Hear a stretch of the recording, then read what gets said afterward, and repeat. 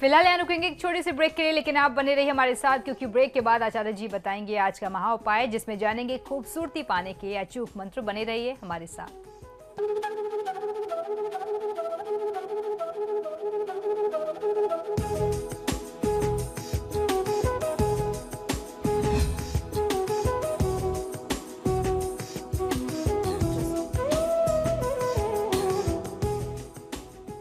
Break के बाद एक बार फिर से आपका स्वागत है। चलिए अब आचार्य जी से जान लेते हैं आज का महा उपाय।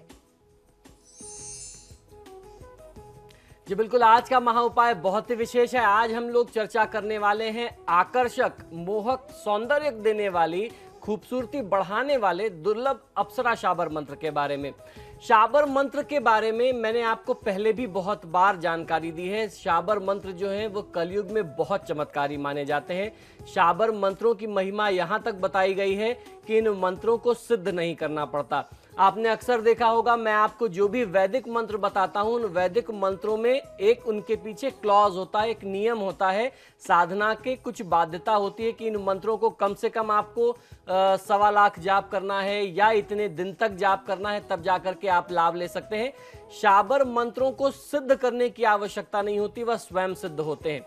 ऐसा हमारे धर्मशास्त्रों का मत है और ऐसा बड़े संतों से मैंने सुना कि सारे जो मंत्र हैं या जो वेद शास्त्र हैं, जो व्याकरण है हमारे, ये महादेव शिव से ही निकले। ये हम सब जानते हैं। जो हमारे भाषा है, चाहे वो किसी भी तरीके से हम बात करें, संस्कृत में करें, हिंदी में करें, जो भी हमारी लिपि है वह भगवान शिव के डमरू से निकली।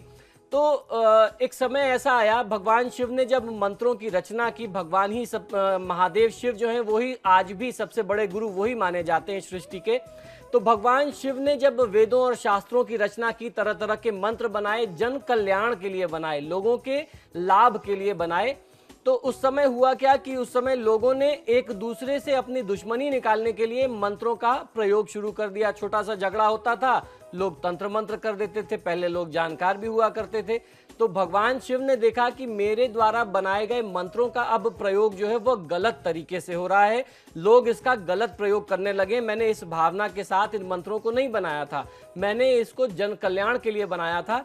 तो भगवान शिव जो है गुस्से में आकर के, क्रुद्ध होकर के, उन्होंने सारे शास्त्रों को, ग्रंथों को कीलित करना आरंभ कर दिया। इसीलिए आप देखते होंगे कि हम लोग कोई भी पाठ अनुष्ठान करते हैं, दुर्गा सप्तशती का ही करते हैं, तो उसमें तमाम प्रकार का उत्कीलन करना पड़ता है और स्वयं की सुरक्षा करनी पड़ती है, यानी उन्हें खोलना पड़ता है। अगर आप उस विधि से उसको उत्कीलित नहीं करेंगे तो आप उसका लाभ नहीं ले पाएंगे, उस पाठ का आपको फल नहीं मिलेगा, और वो उस समय में अगर आपने उत्कीलन नहीं किया तो वो आपको निगेटिव इंपैक्ट भी दे सकता है, आपके ऊपर और ज्यादा घातक हो सकता है। तो ऐसे में जब भगवान शिव गुस्से में सारे शास्त्रों को, ग्रंथों को कीलित करने लगे, खासतौर पर तंत्र और मंत्र से संबंधित जो हमारे शास्त्र थे, ग्रंथ थे, मंत्र थे, तो माँ पार्वती वहीं बैठी थी। उन्होंने देखा कि आज तो महादेव बहुत ज़्यादा रुष्ट हैं और ये क्रोध में आकर के सारे शास्त्रों को अगर कीलित कर देंगे तो क्या होगा, फिर आम जनता को कभी जिसकी सही ज़रूरत भी होगी, आवश्यकता भी होगी, तो वो ऐसे में क्या करेगा। तो लोग बताते हैं कि माता पार्वती ने जो शाबर मंत्र के ग्रंथ उनके सामने पड़े थे उसको उठा करके छुपा लिया, जो भगवान शिव की निगाह में नहीं आए, उनकी दृष्टि में नहीं पड़े, जो कीलित होने से बच गए। इस कारण से कहते हैं कि इन मंत्रों को सिद्ध नहीं करना पड़ता, ये अपने आप में स्वयं सिद्ध हैं।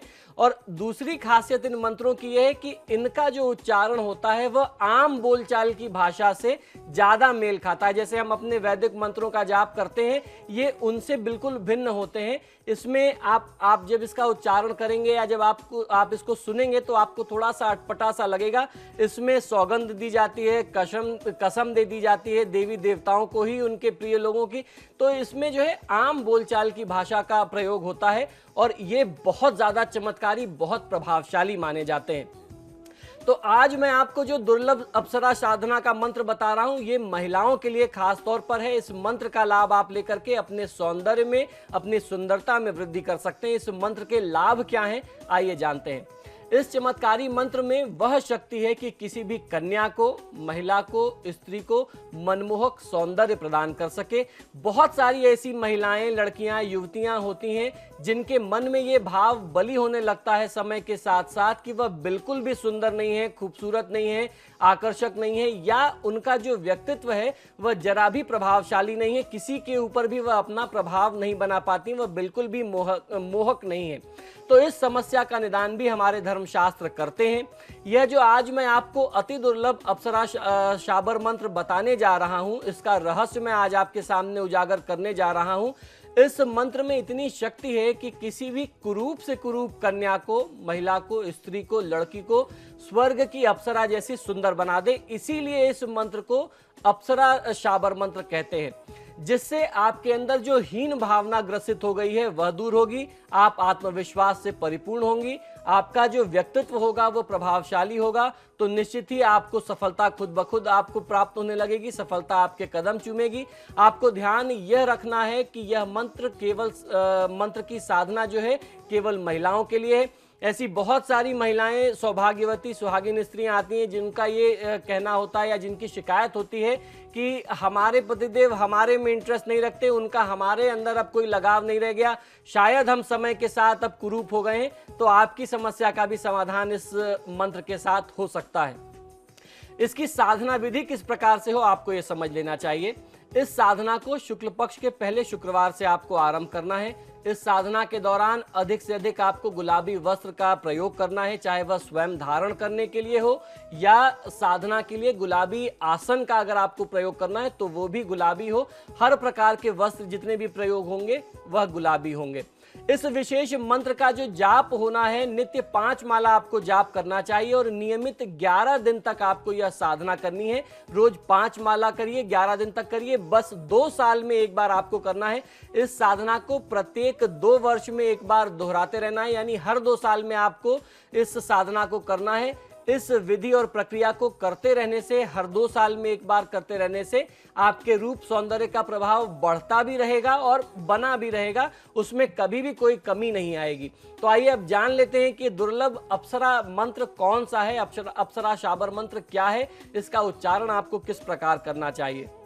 यह मंत्र है ओम नमो नमो आदेश गुरु को, रति को, उर्वशी को, रंभा को, मेनका को, 7 सुंदरता को, 7 यौवनों को, मेरे शरीर में अनंग बैठे गजकुंभ करें, जो ना करें तो प्राण प्यारी रति को मरी देखें।